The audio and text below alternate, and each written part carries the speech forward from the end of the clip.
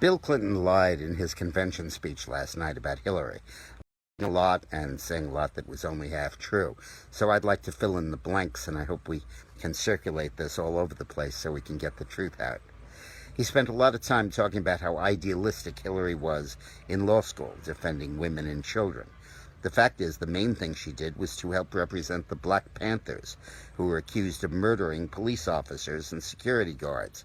She monitored the trial to find reversible error that could be cited on appeal to get them off after they were found guilty. Then she was drawn close to their lawyers, the Truhaft law firm, and went to San Francisco from Yale to spend her summer working for that law firm. Truhaft was the head of the California Communist Party and was a well-known Marxist, and that was well known as a communist law firm.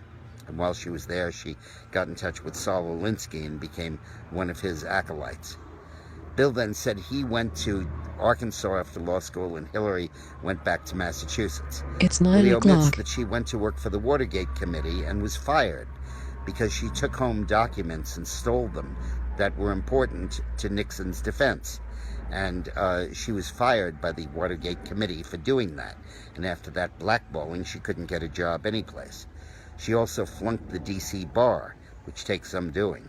And the only place she could pass was the Arkansas bar. So she went off to Arkansas. There, Bill says she continued her work for women and children. The hell she did. The main thing she did there, big case, was she defended a rapist who was accused of raping a 14-year-old girl. And she got him off by saying that the girl was fantasizing about sex with older men and that the rape was voluntary. She gave an interview in 1980 on TV saying that she knew that the guy was guilty and laughing about the fact that she got him off. There's also an interview with the girl herself, now of course a grown woman. She went to work for the Rose Law Firm when Bill became Attorney General and made partner when Bill became governor. Her job there was not representing pro bono cases.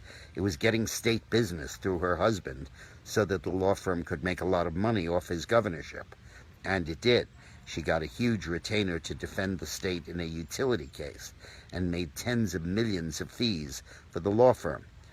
She disguised her share of those fees by taking more of the non-state business and pretending she wasn't being compensated by the state business to make up for it. She also got involved then in doing phony legal work for Jim McDougal, the head of the Madison Bank, who was barred from buying real estate using his own bank's funds because of the shenanigans he'd pulled in the past. And Hillary did a legal deal where the property was bought by a straw man, a phony purchaser, and then turned over to McDougal. She was investigated by a grand jury for that felony. And she skated because they couldn't find the billing records, which had disappeared from the firm and had been hidden in the White House, and couldn't prove that Hillary had worked on that project. Bill says that after Chelsea was born, Hillary was so involved in her life, taking her to soccer games and play dates and all kinds of stuff. The fact of the matter is that those duties were all performed by Arkansas state staff.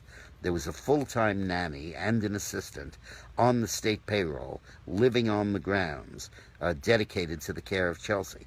And these troopers were there to transport her any place she needed to go.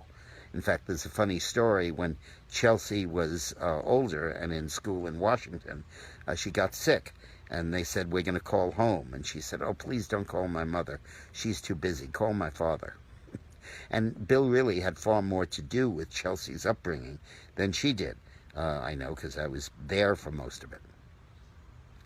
When she went to work after the Rose Law Firm, she became head of the healthcare task force appointed by Bill Clinton. And of course the healthcare bill failed, and one of the big reasons was that Hillary insisted on total secrecy in designing the legislative package. A court ultimately fined her for having secrecy, but that penchant for secrecy was established and evident way back then. Then Bill goes into a long thing in the speech about how after healthcare lost, Hillary decided to pass it piece by piece to help everybody, and one of the first things was to insure children. Well, that's the opposite of the truth. After the bill failed in '94, I spoke to Hillary, And I said, you can't go into this by-election accomplishing nothing on health care. Pass the Bob Dole bill, a bill Bob Dole had introduced a year before to counter Hillary's bill that simply insured children. And Hillary said, no, we can't do that. We can't just do one part of this. We have to do everything or do nothing. And then in 1997, we passed the Kennedy-Kassenbaum bill that did exactly what the Dole bill would have done. And I was involved in it along with Bill, and Hillary was not involved with that at all in creating the Children's Health Insurance Program, CHIP. Then Hillary ran for the Senate, and Bill helped her by pardoning the Puerto Rican terrorists in the FALN who had tried to blow up the Capitol and assassinate Harry Truman and had blown up Francis Tavern, killing a police officer. And he gave those pardons because he wanted to appease the militants in the Puerto Rican community to get them to vote for Hillary. Then in the Senate record, Bill says that Hillary was a great senator. She wasn't. She introduced almost nothing that passed, and of the 8 bills that she did pass, 7 are completely symbolic. Rename a courthouse, congratulate a high school soccer team on winning the championship. There was only one substantive bill, and that had 1 million co-sponsors in addition to Hillary. Then she ran for president and then became Secretary of State. Now, in describing her record as Secretary of State, Bill never mentions Benghazi. He never mentions the secret emails. He never mentions any of the really important aspects of her tenure. It's like asking Abraham Lincoln's widow, other than that, how did you like the play, Mrs. Lincoln? He says that Hillary fought hard for Iran's sanctions. She did, but she fought against them. Whenever Mark Menendez or Mark Kirk proposed tougher sanctions, Hillary would send Wendy Sherman, her deputy, to Capitol Hill to testify against it, to warn that it would be terrible if these sanctions passed. The Senate then passed these sanctions largely unanimously over her strong objection. So when you look at Hillary's record and you look at Bill's description of it, they are 2 completely different things. Now listen, I don't have the reach here that Bill did. I don't have his microphone. And Facebook bars me from sharing these videos because they say I'm too anti-Hillary. So please share this all over the place. Let this thing go viral. Let hundreds of thousands of people see it. It's kind of the concise rebuttal of Bill's speech, and there's really nobody else that was there that can do it in the way that I can. So please share this all over the place. And while you're at it, like me. I like you, and that way we can stay in touch during the election.